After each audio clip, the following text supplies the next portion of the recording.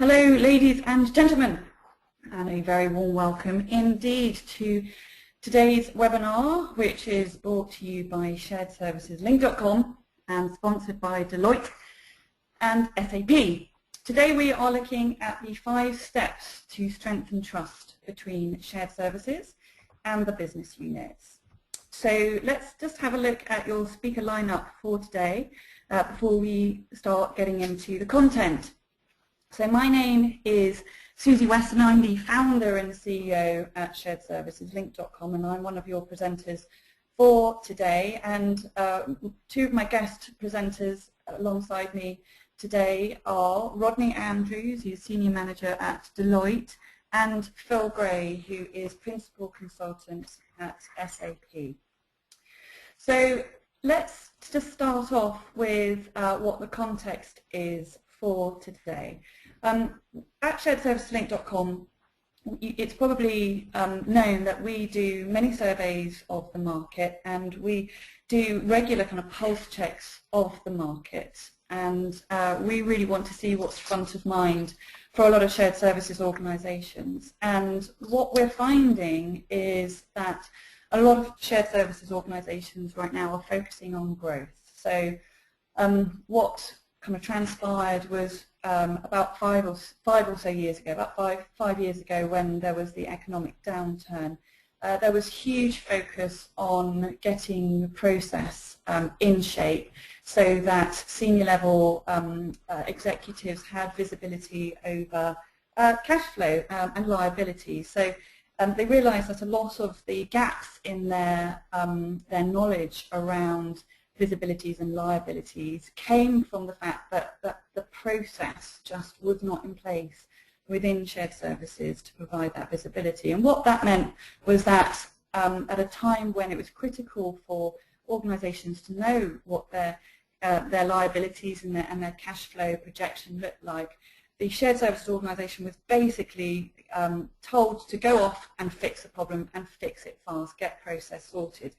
And this was a great moment for shared services, and the shared services organisations in the whole been waiting for this time for absolutely ages, and now they were given the absolute 100% backing to go and do what they needed to do to go and sort out process. And they did that, and I think from a process perspective, what we're seeing is that the market, the shared service market, is maturing, and it's maturing at a much more promising rate than it was, say, 10 to 5 years ago. So what this has meant is that a lot of shared services organisations in the last 5 years have really proven themselves, and the senior executive teams are now saying, you've proved yourself in this particular process or this activity or in this function. Now is the time to take on more. We need you to take on more. We need you to grow. So, ladies and gentlemen, the context of all of this discussion that we're going to be having over the next 60 minutes is underpinning the trend of growth. When we check in with our market, with the shared services market, 9 out of 10 shared services organisations are growing, and it means that they are growing in terms of migrating more countries, introducing more processes within a function, or indeed taking on more functions. So with this in mind, I'm just going to be talking you through over the next hour what we have been doing in conjunction with Deloitte and SAP. Something that is absolutely critical to growth, even if you're mandated to grow at a senior level, what is critical to that growth is to make sure that at a business unit level that you have trust from your business units. And if you have that sense of trust, then the mandate to grow can be achieved in a much more elegant fashion. Otherwise, you're being forced to grow from a senior executive level, but you've got these constant battles with your business units because business units just aren't trusting you to do the job properly, to take on the new scope, the growing scope properly, and that can cause real friction. So about 2 or so months ago, SAP and Deloitte came to sharedserviceslink.com to run a study on trust within the shared services organisations, between the shared services organisations and the business units, and to understand what that level of trust look like, and also just to really look at some of the pillars, if you will, that really help strengthen that trust between the two bodies, the shared services organisation and the business unit. So what we're going to be doing over the next 60 minutes is really walking you through the results of that study. The study was live for about 5 or so weeks. We had over 100 respondents participating, and we're going to be talking you through some of the key results and really some of the key findings that have dropped out of that study. And then we're going to be talking about 5 steps that really, if you focus on and you introduce into or mature them in your shared services organisation, will really help strengthen the trust between shared services and the business units. We're then going to be looking at some key considerations from Deloitte and SAP, and then moving to a conclusion, and then taking your questions on board. And as far as questions are concerned, your role in this is really key. Please do have that front of mind. Make sure that you send me your question nice and early, and I will put the questions to our 2 guest speakers. I may take some myself, and just make sure that you get those questions to me nice and early, and make sure that you stay on in the last 10 minutes of this webinar. So let's have a look at the findings, just to remind you that the essence of this study was to understand the nature of trust within shared services in the business unit, and really understand some key components that really ought to be in place to really strengthen that bond. And just to again remind you of the context of this. The context is because growth is very important for the market right now, for shared services right now. There's huge pressure on shared services organisations to scale up. So first of all, let's have a look at the profile, if you will, of the people that responded to the survey. So you can see here that 86% of the respondents have the finance operation within their shared services organisation already. And this is no real surprise. A lot of people say that the shared services model was brought in to make the purchase to pay, the accounts payable process much more efficient. So where you have shared services, you really always have accounts payable or finance shared services, a finance function. And then we've got procurement coming in at 31%, HR at 49%, and IT at 33%. An observation there would be that what we're typically seeing is procurement coming in a little bit higher up when we ask the wider market. So 31% seems to be a little bit at the low end, but HR definitely coming in at the kind of the high 40s routinely when we ask the market. So if we move on and have a look at the other functions, it's quite interesting to see actually that the respondents really are focusing on the traditional functions. So there's not that much focus on either today or even in the future on the administration around marketing or the administration around some legal aspects, and that these are still functions that are really staying with the business, so they're staying local. And just a question to you would be, if this represents perhaps where you're at, maybe start kind of reconsidering this, and because there's huge potential here, there's huge potential in the non-traditional functions, and because they also have, the non-traditional functions have huge administrative aspects to them which can easily be worked into the shared services model. So now let's have a look at the scope of the respondents. And what we mean largely by scope in this regard is to look at the number of countries that they have in place. And scope, again, is really, really critical to scale. And scale really is a thing that feeds shared services success. The more that you can put into shared services, the greater the efficiencies absolutely will be. So the greater the business case returns will be. And And one way of looking at that is just making sure, if you can, that you've got as many countries in scope as possible.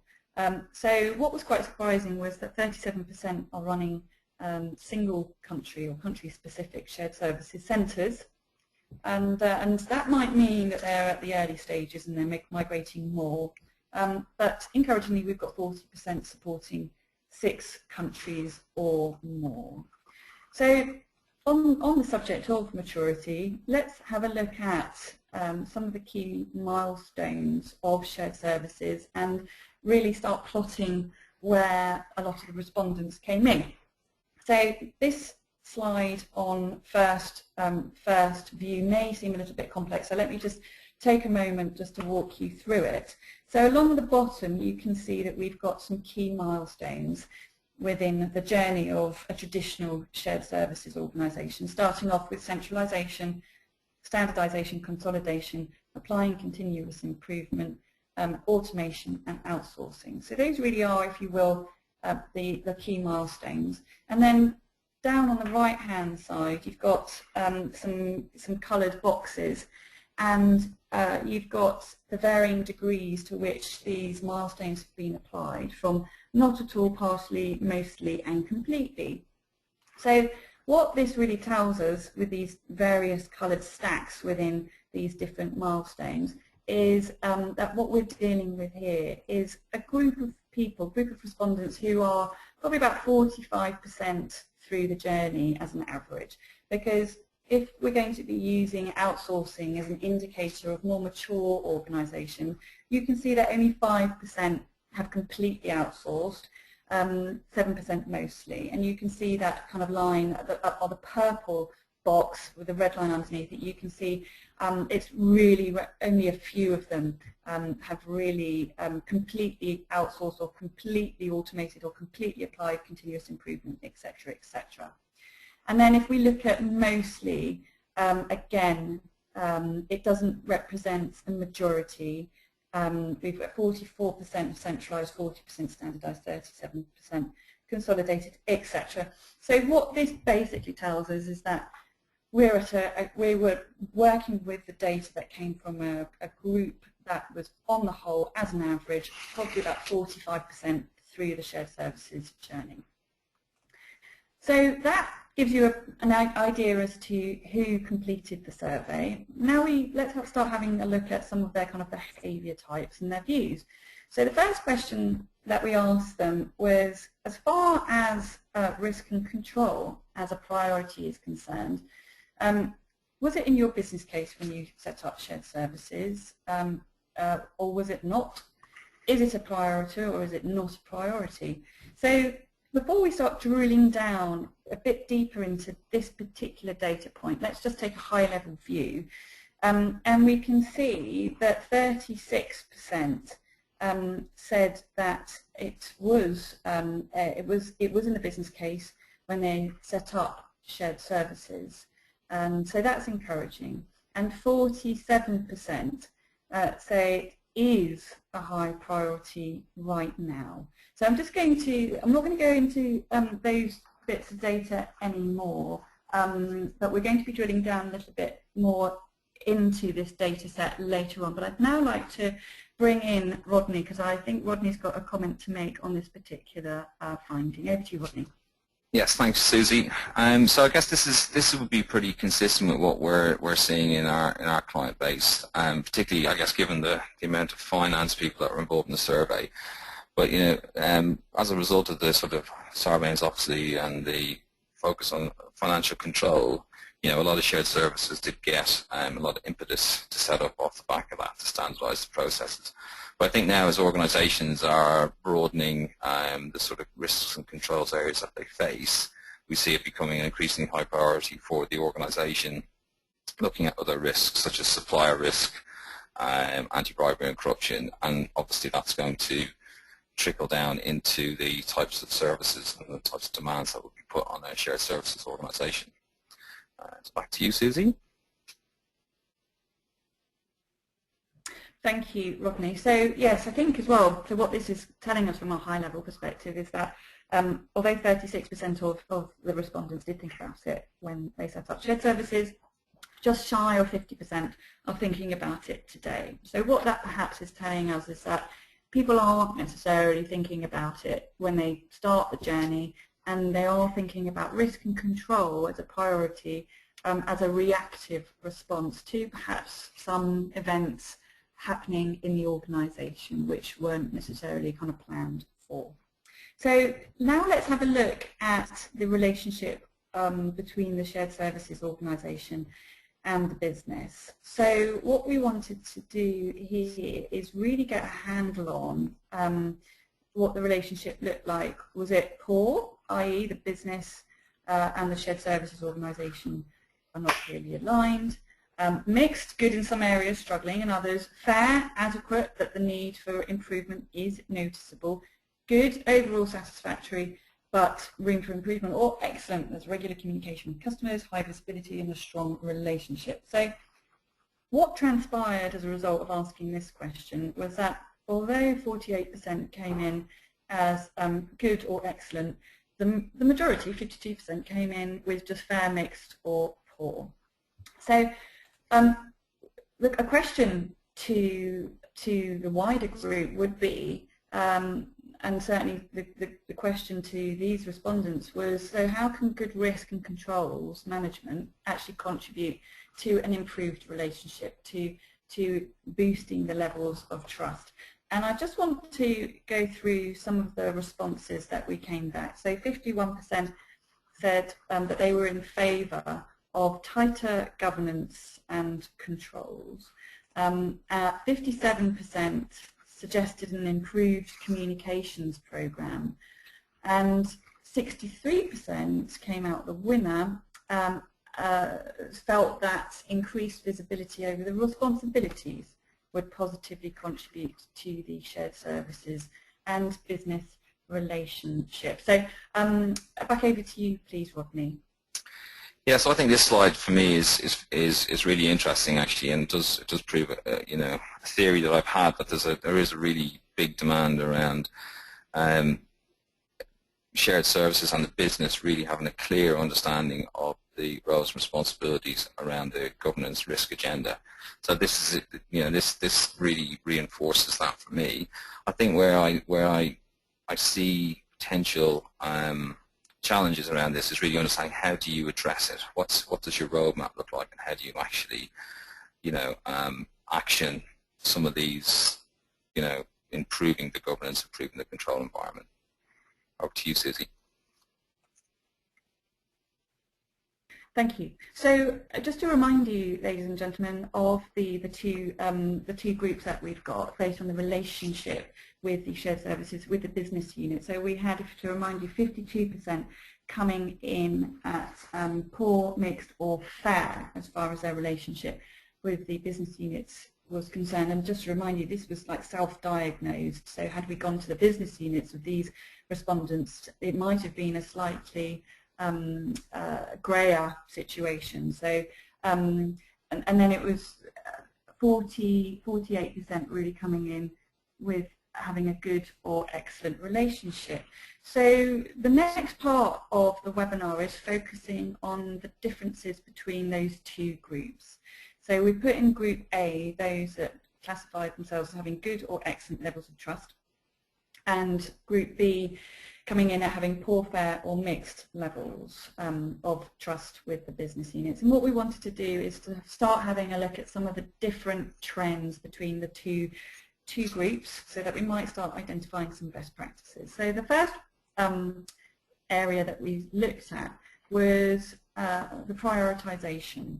And we can see here, so if you remember the orange and purple bars that we looked at earlier, this is really now going into a bit more detail and really separating out the groups based on group A, the good or excellent relationship, or group B. So you can see here, represented by the blue stack, that 38% of group A saw putting in controls and risk management and making sure it was in place right from the off. They saw this as a priority for when they actually set up shared services. versus 34% for Group B. And also as a priority, you've got, and this is quite interesting, was it a priority when you set it up? And you can see if we move along a little bit to the right, 33% of Group A said absolutely it was priority, only 11% in Group B said it was a priority. And I think this is a really valid takeaway from this session. You can see that those people who have a good or excellent relationship put more focus on prioritizing the risk and controls management and making sure that it was in place and communicated and prioritized when they set up shared services. So that's a key differentiator between the two groups. And then if we move along a little bit more, you can see where I put the third box in place, that Group B, so this is poor, mixed or fair, a relationship with their business units, and are focusing on it now as a priority. So that suggests that they're having to focus on it now because a fire has started and it's now a case of reacting and responding to it now as a priority. So that kind of suggests that they're much more in a reacting position rather than a proactive position, thinking about it up front. And then again, moving along to the final box on the right-hand side, the red box around the red bar, again that represents the Group B. You can see that 21% of the Group Bs did not have it as a priority when they set up shared services. Back to you, please, Rodney. Yeah, I think it's a really interesting slide because it reinforces what I see out of my clients. If you build in the risk and controls, you build in trust at the beginning of your journey, I think it becomes part of the DNA of how you operate as a shared services organization, and actually the business are expecting that, so you've built up that reputation. I think it's where shared services maybe don't do that as well and don't think about it up front. They have a battle with the business to establish that trust and to get back to that position where they are trusted. So again, I think this is very telling. Back to you, Susie. Let's move on and have a look at objectives. So although there isn't huge difference between the two stacks, the two groups, Group A and Group B, there is enough for us to start really philosophizing about why there might be a bit of a difference. So you can see here that you've got objectives running along the bottom, so standardizing and automating process, eliminating or upgrading either ERP system or automation technology, growing the shared services organization or shared service center, improving the relationship with the business, recruitment, talent management or retention, or other. And what you can see here is that Group B are focused much more on improving the relationship between the business and the shared services organization.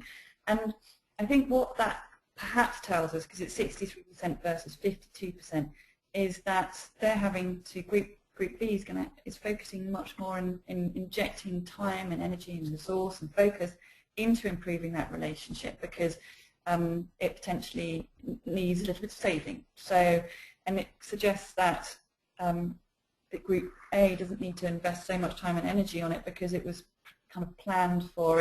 It's in a very steady state because, again, the controls and risk management and the governance around that was really a key consideration and a key priority right from the off.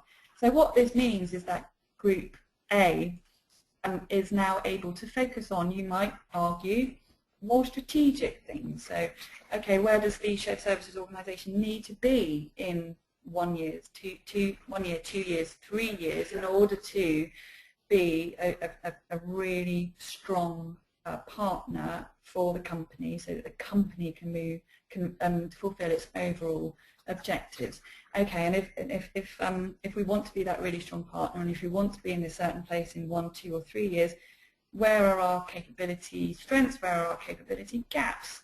And wherever the gaps are, that points you in the direction of looking at your talent base. So tooling up existing staff to make sure that they've got the capabilities and the skills to fill those talent gaps, or indeed recruitment. But this is an area where if you're focusing on recruitment, talent management, retention, development, it's because you have much more of a strategic view rather than kind of focusing a bit more in a, if you will, a panicked way at making sure that everybody's happy right now because of a fire that emerged, because certain things weren't in place. Perhaps you could argue when they should have been. So that kind of takes us on to looking at battles, and these are really the kind of the key challenges that the two groups are seeing within their shared services organisation. And what you can see here is that Group B are struggling with gaining senior management buy-in, process variance, you can see there at 63% versus 40% for Group A, and poor reputation of shared services versus 52% versus 17% for Group A. And then you've got really the biggest difference represented here with 54% struggling with lack of metrics and benchmarking information versus 8% for Group A. So I'm going to now hand over to Rodney for comment on this, please. Over to you, Rodney. Yeah, and I think again this is a you know an interesting slide, and it's played out as you would expect. But I think for me, the you know the potential benefits are now obvious of embedding the risk and controls to help build the trust, because I think you end up spending you know more time, or so your customers are more likely to come to you, and you're going to have a much more valuable and much more engaging conversation about how you can you know help the organisation through shared services, as opposed to dealing with the more negative aspects of things not going so well. So back to you, Susie. Yeah, just building on that as well, I mean, you'll all be very aware that these 4 areas of metrics, reputation, process variance or process standardization, senior management buy-in, they're all absolutely intrinsically interlocked. And you could argue that a lot of it starts from either kind of process variance or lack of metrics. So if you don't have the metrics to provide your clients with, so that they've got visibility over how the shared services organisation is doing, or what the kind of the KPI results are looking like, that can really be damaging for and really impact your reputation. And also it can mean that people don't necessarily follow a process because they don't have the information to know that it's either a good process or a bad process. So there ends up being either process variance or non-compliance of a required process. And gaining senior management buy-in, again, if you layer that on top, can be quite hard to do if you don't have the metrics, and obviously if your reputation is being jeopardized and the process isn't being followed, because people don't want to associate themselves with something that they think is going south. And if you don't have the data in place to suggest otherwise, it can be quite hard to get senior management buy-in, backing you every step of the way and not undermining you at all. So now that we've had a look at some of those trends between the two groups, that now takes us on to the next part of this webinar, which is to look at the best practices between the two. So really understanding what is it from a behaviour perspective that Group A is doing, that Group B is not doing. And governance is really, really fundamental to getting this piece right. And what we mean by governance is making sure that there's ownership of a particular role or activity, outcome, if anything else, and then people are responsible for that outcome, and people know where the handover points are, and people know what they're accountable for and where the ownership lies. So we wanted to find out what kind of responsibilities existed within Group A and Group B, and also get a bit of an idea as did they exist within the shared services organisation or within the business. So what we found out here, and you can see there's a lot of kind of stacks here, but if I can just zoom you in on the red bars highlighting various blue stacks on the right-hand side there, you can see that Group A came out the clear winner again and again, having audit managers or heads chief risk officers in place, compliance managers officers or heads in place, and having a risk manager or head in place. So this was really telling us that Group A was putting a lot more focus on ownership around risk and the management of risk. And now I'd like to hand over back to Rodney, because I know he's got a comment to make on the service delivery manager.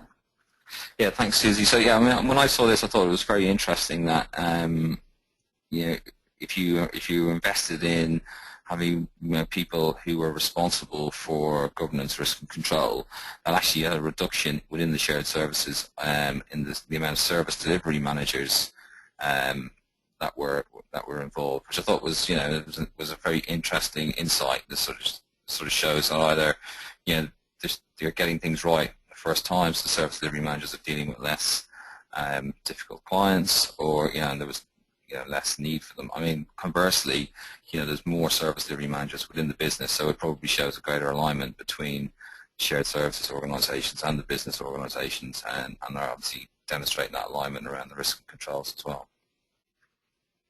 Back to you, Susie. Okay, so thank you, Ronnie. So what we're going to do now is launch our one and only poll of the webinar. So that's coming up on your screen now, please. So if you can just respond to that. You can tick as many boxes as you wish. Who do you think should be responsible for testing controls in a shared services organisation? Is it internal audit, shared services, the shared services centre itself, department heads, or other? So we're only at 11% of you responding. This is the one and only poll that we've got. So please, we try and get to 70% responding on these webinars. So let's see, as it's our one and only poll, let's see if we can get those numbers up to north of 70%, please. So who do you think should be responsible for testing controls in a shared services organisation? Internal audit, the shared services centre itself, department heads, or other? And this is responsible for testing and testing controls and signing it off and owning the actual kind of testing and sign off of controls. So we're at 56% of you responding. If you haven't already done so, please do vote. Closing the poll in 3, 2, 1. We're at 67% of you responding. So coming up on your screen now, you can see the results. So what we've got here is 61% of responses suggest that it should be the shared services centre that actually tests, that's responsible for testing and then owning the controls, followed by 58% internal audit, 21% department heads. Have you got any comment to make on that, please, Rodney? Yeah, I mean, it's again, it's interesting how many shared service centres are looking after their own controls, which is good to see, because you want to make sure that you're testing your own processes and controls. So no, it's good. Thanks, Susie. Okay, let's move on now. And so we were looking at the best practices. Just to remind you, we're in the best practices section of this webinar. So we started off talking about responsibility, and that really comes in with the governance aspect. Where is your ownership for all of this? And as a kind of a job description, what people do you have in place to be owning this? Now let's focus on communication.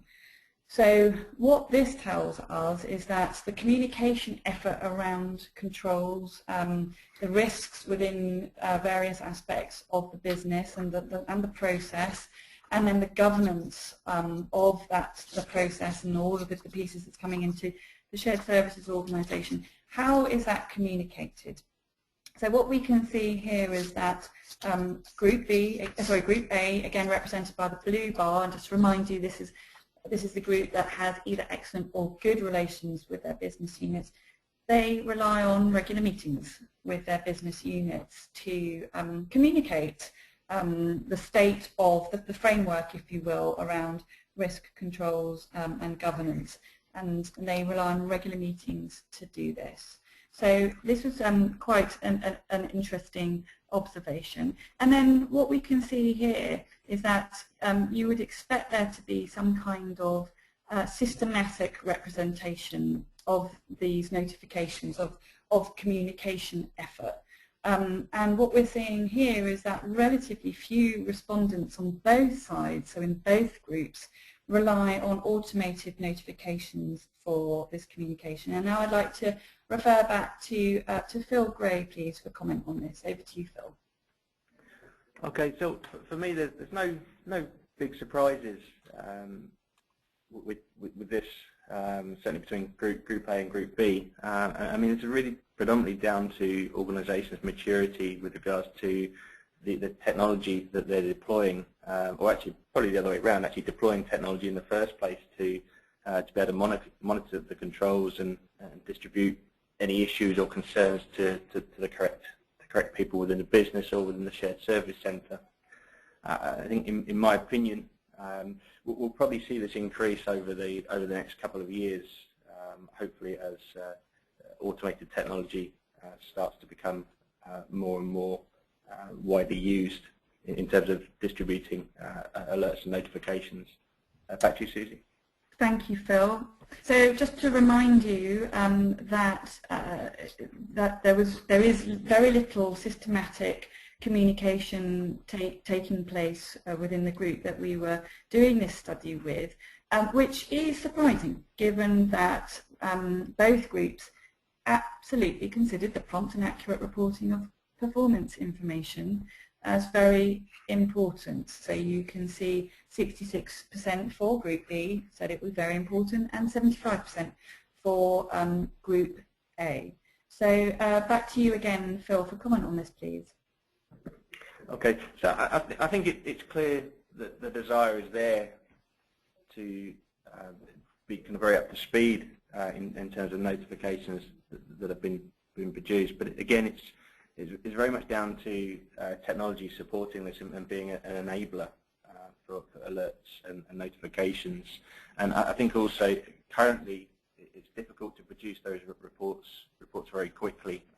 Typically they're very time driven. So what I mean by that is there's an event that's supporting that, whether that's an internal or an external audit or some kind of regulatory review. So typically when those events occur, then that's the time to kind of understand the issues or concerns within the control environment. I think really technology that's specifically geared towards this in terms of the workflow and notifications and monitoring, that will obviously kind of help with that kind of desire to understand the issues very quickly.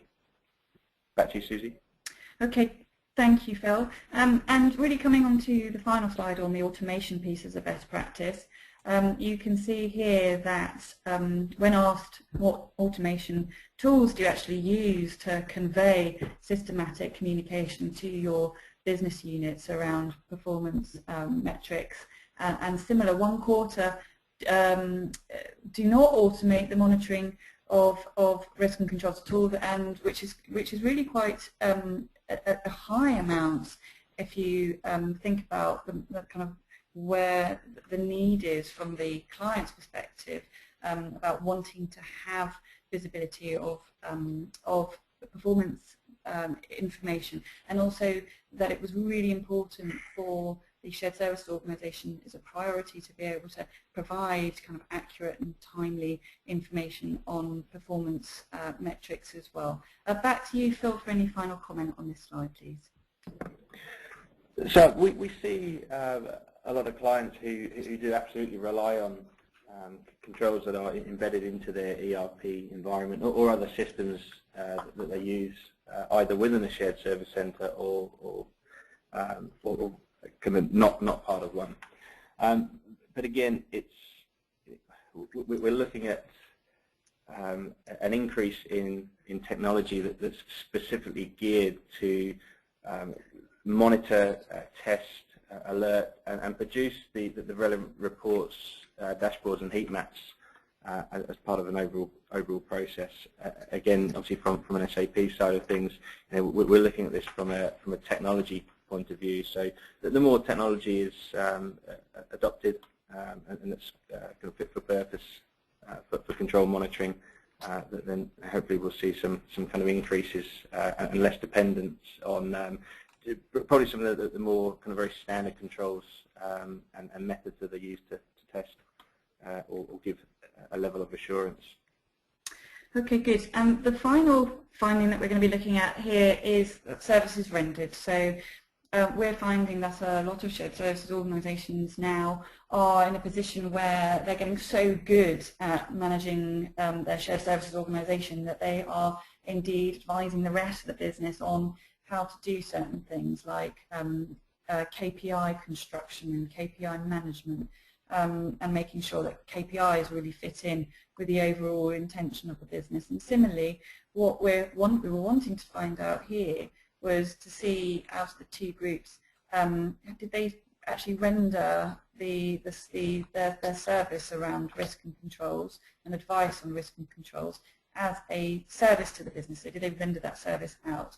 And what we can see here is that slightly more of those in Group A offer advice on risk and controls and governance as a service to the business. But really surprisingly, over a third of all respondents do not plan to offer this as a service to their business units at all. So I'm now going to just move very swiftly to what all this means.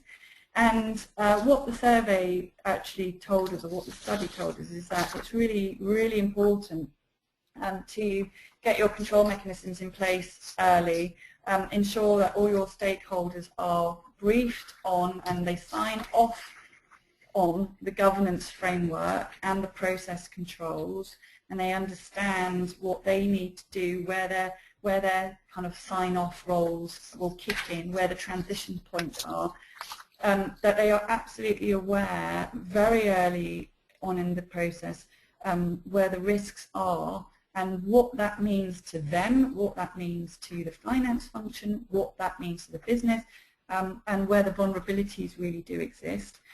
That they are aware of the compliance levels today around process compliancy and fiscal compliancy, of course, and what is needed to be fiscally and process compliant moving forward, and what their role is to play in those improvement levels around compliance, and communicating in a kind of a systematic way, and of course kind of face-to-face, in a way that best serves the business unit. So understanding what would make their life easier, what information do they need to see, and how would they like to see it, in what format, and based on what kind of frequency, so that they feel and are comforted that the shared services organisation is doing a good job. And then the trust will, of the shared services organisation will inevitably strengthen, and the journey to take on more scale and grow will, of course, be more elegant. So now I'd like to hand over, please, to Rodney and to Phil to go through the 5 steps. Over to you, please, Rodney and Phil. Thanks, Susie. So we'll just go through the 5 steps we think that are, actions you can take to start improving trust between you and the business. First one, is really important because I think it sets the tone for the overall engagement with the customer. Is really understanding the risk environment that the business operates in. Consider the financial, the operational, the regulatory risks. There's a lot of very industry-specific risks that need to be considered. Engage with the people who manage the risk within the organisation, be it internal audit, risk management themselves, and talk to the customers to understand from a risk perspective what's important to them. One thing I would just be aware of here is risks, need to be managed, not excluded. The business has to operate within a certain level of risk. Second point, I think, is probably really key again, but can be hard to do, which is really understand the governance model around the risk. So who's accountable and responsible? Who owns the risk? Who's managing the risk? This can be, again, it can be a little bit grey in certain organisations where potentially the business feel that they've outsourced the risk to the shared service centre, and the shared service centre think that they're managing certain activities on behalf of the business, but they're still responsible for the risk. So, having a clear mandate of how that governance model works and how you're going to discuss risk, what formats, what organisation points you're going to put in is really key. And the third area is, the initial design of the shared services. Incorporate good control, and something I'm particularly passionate about is good risk awareness within your staff and your team. I mean, it's not all about writing stuff down and procedures. You need to really make sure that people understand risk within the organization and what they need to be doing so that the people are part of the solution as well. So I'll just hand over to Phil for the next two. Thanks. Okay, thanks. So again, technology being an enabler here to help develop reporting and more importantly the monitoring, so automatic monitoring of risk and controls that reside within the processes that the shared service center operates. I mean, if we look back at that poll, there were kind of two key groups which stated the shared service center should be responsible for kind of testing and assuring those controls, and also another group at a high percentage where the business or the business heads, line of business heads, should be responsible for testing and assuring those controls. So I think it'd be interesting to see what both of those people who tick both boxes there really, because it is something that needs to be taken into consideration from both sides.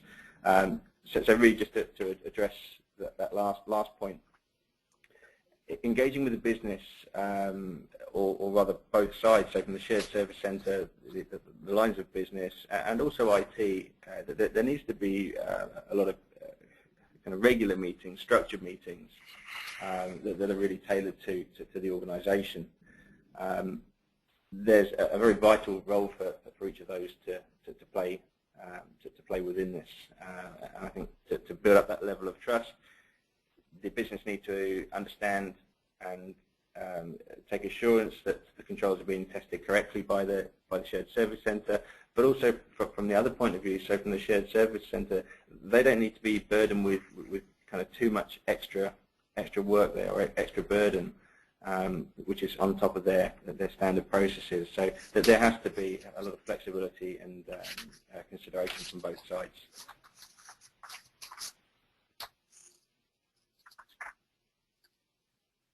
And back to you, Rodney. Okay, thanks, Phil. So I'm just going to very quickly run through a couple of points that came out of the recent Deloitte Global Shared Services Survey, which I think are relevant to the topic. As you're probably aware, we do a survey every year to check the pulse. But the five kind of key points what I thought was interesting is SLAs continue to govern the relationship, which makes, I think, can be good, but also are very measurable. So you need to be careful about the softer side of dealing with risk controls and trust. The use of global process owners is a really good help in terms of driving risk and control into the processes. The bit I'm quite excited about is the way shared services are becoming more and more engaged in managing data and driving business insight, and that can be used in the risk and control agenda too, to see how well you're managing risk and managing your controls. Again, the higher quality of the shared services so they can drive further up the value chain. Risk and control is key to maintaining that quality reputation. And actually, in a more specific, the last point here, which is, the idea that 5 years ago, the idea that shared services would manage the internal controls around the finance organization there's no way that people would have considered doing that. But now you can see from the survey that they're starting to move towards giving them those responsibilities. So I think, that really shows from the survey how risk and control is being pushed into the shared services more. Over to you, Phil. Okay, so I mean, if we use SAP ourselves as an example here, I mean, we operate some regional shared service centers, so a couple located in Europe, Asia, and also South America. So these cover very typical processes that you'd expect to see within shared services. So order to cash, procure to pay, record to report. And if you look at our journey on what we've done here, so kind of moving on, we've seen that, or rather, we have moved from kind of country to a regional approach. And when we've done this, we've had to make sure, obviously, that there's standardized processes, but importantly, there is a global governance model that adds that, I suppose that necessary layer of protection. And one of the things here is that if you move to a centralized model, you typically have a more concentrated workforce. And what that also means is that the volume is increased per employee. And really that lends itself to ensuring there are better, often more controls that are kind of tested and reported on a more frequent basis. And the more we can automate that, the better. One of two of the benefits from that really are around higher confidence and lowering costs. So if we start, typically organizations today, if they have a lot of manual controls, that's quite expensive because you are using resource to test and assure those. What it's also doing is, or what we're proposing is, if we start to automate more of those, we can bring down the cost. And not only can we bring down the cost, but the more automated controls we can test, it saves us from doing sample testing. We get a more thorough assessment across the different controls, whether they're configuration, transactional, master data controls, and also the same applies to risk. So ideally, assurance increases ideally dramatically, and cost significantly reduces. And in terms of how we address that, we have, again, in use within our organization, but also within other organizations, solutions that address that. So solutions that address the likes of access and authorization controls, so making sure people can't create suppliers and then pay those suppliers, ensuring there's a good level of segregation of duties within their access. There's also solutions around process controls, so that's about documenting and testing all of the controls that apply to those processes, whether they sit in the shared service center or outside of it. And again, within that, it's as much automation as possible in terms of distributing those notifications and workflows, but also testing those controls in an automated fashion, so that we're not going through the kind of labor-intensive typical manual control test. There are other solutions which we perhaps kind of won't go into in this session, but they're there to really reduce waste, misuse, fraud, and error. Again, within processes and within what people are doing, whether they're financial processes or non-financial processes. So back to you, Susie. Okay, thank you very much, Phil and Rodney. So just really to conclude, ladies and gentlemen, if you are beginning your shared services journey right now, then I think what this is telling you is start planning early on communicating what the process looks like, where the control points are, where the opportunities are for risk in that, how you're going to be communicating all of that, specifically around performance metrics, and really communicating with all the various stakeholders the kind of the bits of information that they need to know about, because ultimately it has an impact on them, or they have an impact on it. So getting that all really communicated upfront will really aid you in the kind of the rollout in the longer term. But interestingly, if you find yourself in a place where you haven't actually got that in place today, and you haven't kind of taken a step back and mapped out all your processes, mapped out all the areas where there could be risk, looked at what's needed to make your process much more compliant, or what users need to do to be compliant with the process, also for you to be fiscally compliant, which is always a huge priority. So it's more in the case of process compliancy where there's a little bit of relaxation. If you're halfway through your shared services journey and you haven't done that, then taking a step back now and capturing all of that and engaging all your stakeholders now will really pay dividends along the way. So I hope you can begin to see how all of that helps build the trust and will ultimately help your shared services organisation grow much more elegantly. So ladies and gentlemen, we've got a few moments now for questions. So let's move straight into a number of questions that have come through. So I'll put this to you, please, Rodney. Can you give examples of risks that are typically important when setting up a shared services centre relationship? Ooh, so that would be in the sort of transition and the build. So you would have, typically, I guess, the risk of, having the right people in place, having the right skills, engaging at the right level, not having those people there and not understanding the risk environment, I think, is probably the one that really can cause quite a lot of difficulty before you start having those conversations. Again, I mean, from a risk perspective, understanding the processes and the controls and the regulatory environment, I think again, lack of understanding that they're key risks that need to be managed before you start thinking about setting things up, because you can set up processes that are non-compliant and build in problems into your solution, which, if you go to the business and talk about what you're going to do and how you're going to deliver it to them, that's going to affect your credibility and ultimately your trust. Back to you, Susie. Thank you, Rodney. And do you think a smaller, so I think I'll put this to both of you, so maybe you, Rodney, first.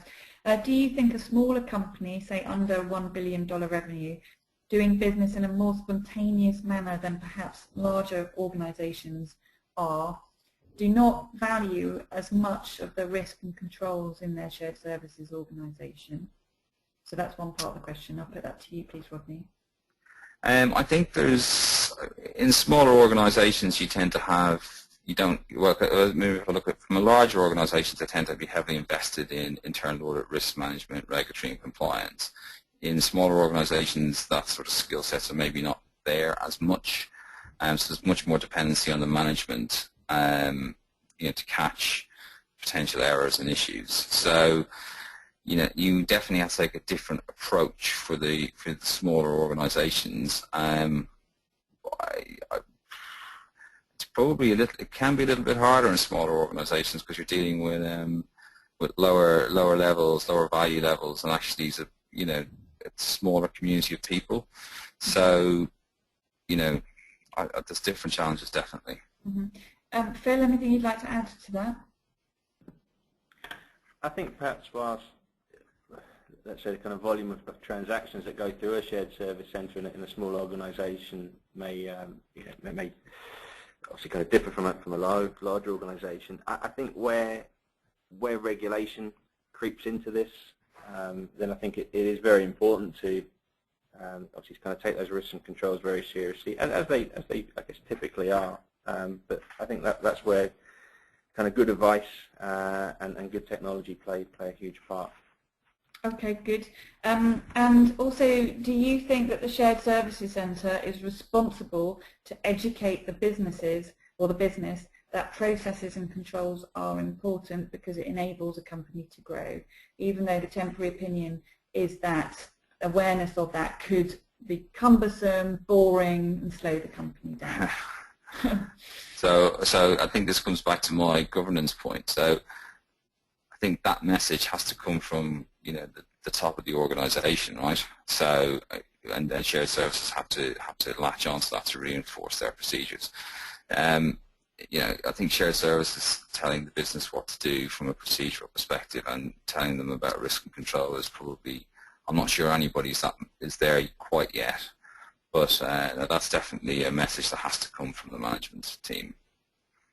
Okay, and Phil, anything you'd like to add on top of that as a final comment? Tone from the top is important. I think as long as that kind of tone from the middle is married with what's coming from the top, then that's absolutely fine to align to what Rodney's just said. Okay, Rodney and Phil, many thanks indeed for your input there. Ladies and gentlemen, that brings us to the close of the webinar today. I would just like to remind you to put 2 webinars coming up in your diary, please. The webinar that we've got next week, which is looking at process compliance, so how to make sure that the process in your shared service organisation in the business is followed by all. And then we have our Global Business Services webinar taking place on the 24th of September. And please also put in your diary the 10 Keys to Process Excellence event that's taking place in London in September. That will be a sellout event, so if you haven't already booked your place, please get in contact and make your registration. And we look forward to welcoming you next time. Goodbye.